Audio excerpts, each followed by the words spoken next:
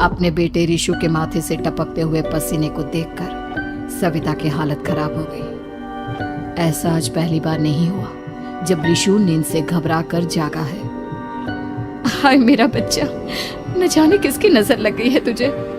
जब से मेरे बच्चे ने 10वीं के एग्जाम में स्कूल टॉप किया है तब से रोज बुरे बुरे सपने आने लगे हैं। हाँ माँ, मैंने आज फिर से एक काले साए को देखा। वो यहीं मेरी आंखों के सामने खड़ा था। माँ मुझे बचा लो माँ। वो मुझसे कह रहा था कि मुझसे बदला लेगा। माँ कहीं ये प्रशांत।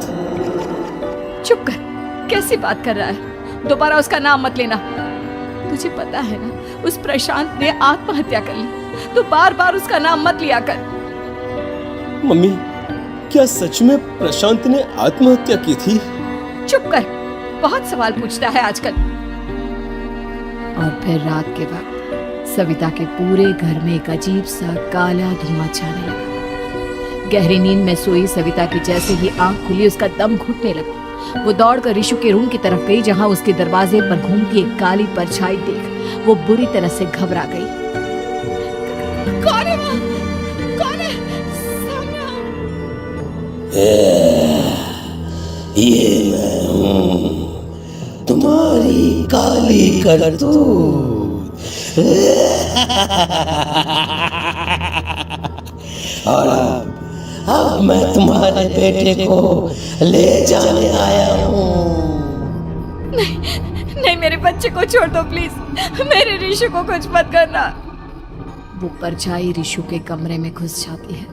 सविता भी उसके पीछे पीछे दौड़ कर जाती है और देखती है कि अब वो साया साफ नजर आ रहा था। वो सर से पैर तक खून में सना हुआ था और उसके शरीर के सारे अंग कटे फटे हैं। क्या चाहिए तुम्हें? तुम जो बोलोगे मैं करूंगी, लेकिन मेरे रिशु को छोड़ दो। उस परछाई ने रिशु को गर्दन से पकड़कर दीवार के सहारे हवा में उछाल दिया। रिशु जोर जोर से चिल्लाने लगा। माँ बचाओ मुझे, बचा लो माँ, ये मुझे मार डालेगा। माँ मुझे बचा लो माँ। नहीं ऐसा मत करो, मुझे मार दो लेकिन मेरे बच्चे को छोड़ दो। मैं तुम्हारे आगे हाथ जोड़ती हूँ।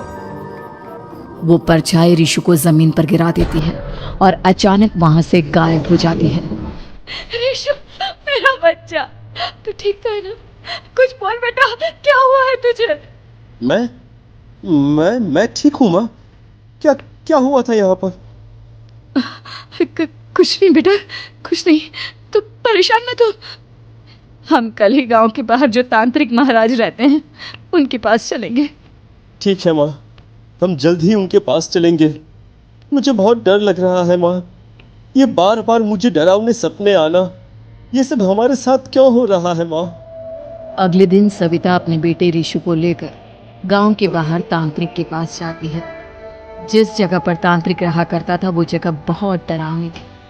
चारों तरफ कंकाल और खूब मूर्तियां नजर आ रही थी।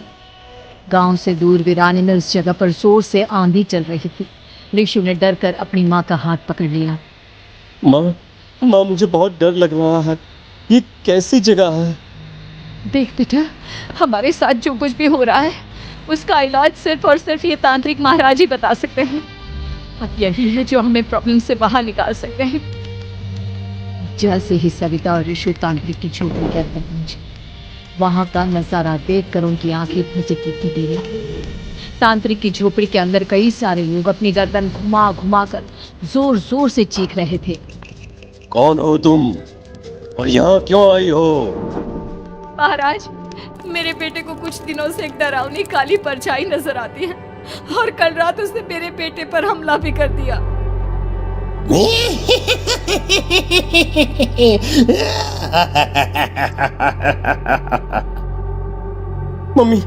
मम्मी हमें यहाँ से चलना चाहिए। ये जगह मुझे ठीक नहीं लगती। नहीं बेटा, ऐसा नहीं कहते। रुक जाओ, 2 मिनट के लिए रुक जाओ। क्या कहा? काली परछाई? तुम्हारे बेटे पर किसी काली परछाई ने हमला किया? हाँ महाराज, वो कह रही थी कि वो मेरे बेटे को कुछ कर देगी। कोई उपाय बताइए महाराज, मेरे बेटे के साथ कुछ गलत नहीं होना चाहिए। तुमने किसी दूसरे के साथ गलत किया है। तो तुम्हारे साथ भी गलत होकर ही रहेगा। तुमने किसी की जान ली है, किसी को मार डाला है तुमने। नहीं महाराज, मैंने ऐसा कुछ नहीं किया। मैंने किसी की जान नहीं ली। मुझे कोई उपाय बताइए। लगता है तुम इतनी आसानी से नहीं मानोगी। मैं तुम्हें अभी उस काली परछाई से मिलवा देता हूँ और वही सारा सच तुम्हारे सामने लेकर आएगा। सविता और ऋषु ने डर के मारे अपनी आंखें बंद कर ली। तभी अचानक तांत्रिक की झोपड़ी में अजीबोगरीब आवाजें गूंजने लगी। सविता और ऋषु बुरी तरह से कांप रहे थे। आंखें खोलो और अपने सामने देखो। क्या यही है वो जिससे तुम कल रात को मिली थी? बताओ मुझे। हाँ, इसने कल रात मेरे बेटे के ऊपर हमला किया था। ये उसी लड़के की भटकती हुई आत्मा है जिसे कुछ दिन पहले तुमने मार डाला था। मम्मी ये महाराज क्या कह रहे हैं? क्या सच में आपने किसी की जान ली है, किसी को मार डाला है? अगर हाँ तो बताइए ना मम्मी, किसको मारा है आपने? किसको? तुम्हारी माँ इतनी आसानी से सच नहीं बताएगी बेटा। इसने एक बच्चे की जान ली है। कहीं उसका नाम प्रशांत तो नहीं महाराज? वो मेरा दोस्त है, मेरा मतलब मेरा पड़ोसी है। सही पहचाना।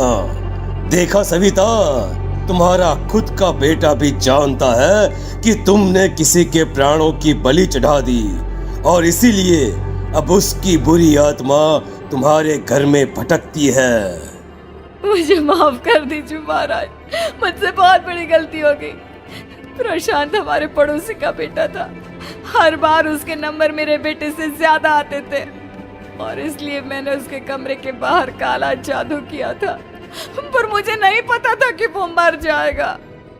तुम्हारे उसी काले जादू वाली गुड़िया के अंदर एक बुरी आत्मा थी जिसने उस बच्चे के दिमाग पर बुरा असर कर दिया और उसी की वजह से उस लड़के ने अपनी बालकनी से कूदकर आत्महत्या कर ली। इसकी वजह सिर्फ और सिर्फ तुम हो, तुम। नहीं महाराज, जो कुछ भी हुआ मुझे नहीं पता था कि प्रशांत अपनी जान दे देगा। प्रशांत की आत्मा इस वक्त तुम्हारे सामने खड़ी है, हमसे बात करना चाहती है। बोलो क्या कहना चाहते हो? मैं जीना चाहता था, बड़ा होकर कुछ बनना चाहता था। आपके बेटे से मुझे कोई परेशानी नहीं थी। अरे वो तो मेरा अच्छा दोस्त था। मुझे माफ कर दो बेटा, मुझसे बहुत बड़ी गलती हो गई, मुझे माफ कर दो। माफ करने से मुझे वापस जिंदगी नहीं मिल जाएगी। मेरे माँ बाप आज भी मेरे लिए रोते हैं। आपने मेरे साथ बहुत गलत किया है, बहुत गलत। और तभी अचानक प्रशांत की आत्मा वहां से गायब हो जाती है। सविता जोर जोर से रोने लगती है। सुन लिया तुमने? ये तुम्हारे अपने ही किए हुए पाप हैं जो इस तरह से तुम्हारे सामने आ रहे हैं। माँ, ये आपने अच्छा नहीं किया।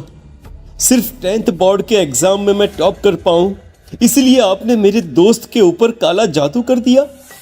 नहीं मम्मी नहीं, अब हम कभी खुश नहीं रह पाएंगे, कभी नहीं। मेरे दोस्त की आत्मा को कभी शांति नहीं मिलेगी मम्मी, कभी नहीं।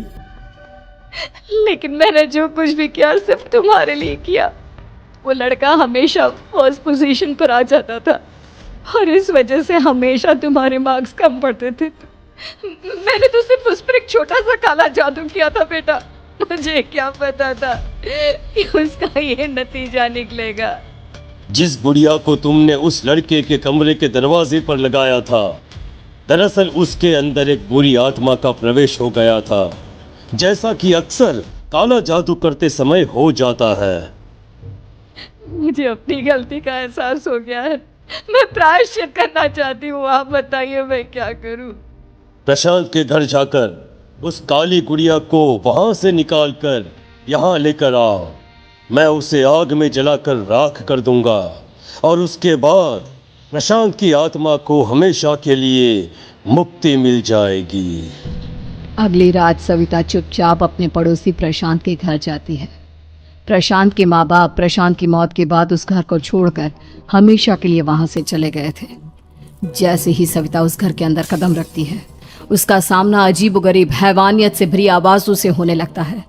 ऐसा लग रहा था जैसे कोई बुरी तरह से चीख रहा हो। सविता जैसे ही प्रशांत के कमरे के बाहर पहुंचती है, वहां पर लटकी हुई गुड़िया के शरीर से खून टपकने लगता है। ये क्या हो रहा है? इस गुड़िया के शरीर से खून क्यों टपक रहा है? सविता हिम्मत करते हुए उस गुड़िया को वहां से उतारने की कोशिश करती है, लेकिन तभी अचानक से बहुत भयानक दिखने वाली औरत उसकी आंखों के सामने आकर खड़ी हो जाती है। मैं यहाँ से कहीं नहीं जाऊंगी, और अगर तूने मुझे यहाँ से हटाने की कोशिश की तो मार डालूंगी मैं तुझे। नहीं नहीं, मुझे तुम्हें यहाँ से ले जाना ही होगा, नहीं तो मेरा बेटा, उसकी जान को खतरा है। मैं तुम्हें नहीं छोड़ सकती। अगर तुम्हारे अंदर हिम्मत है तो मुझे इस घर से बाहर ले जाकर दिखाओ।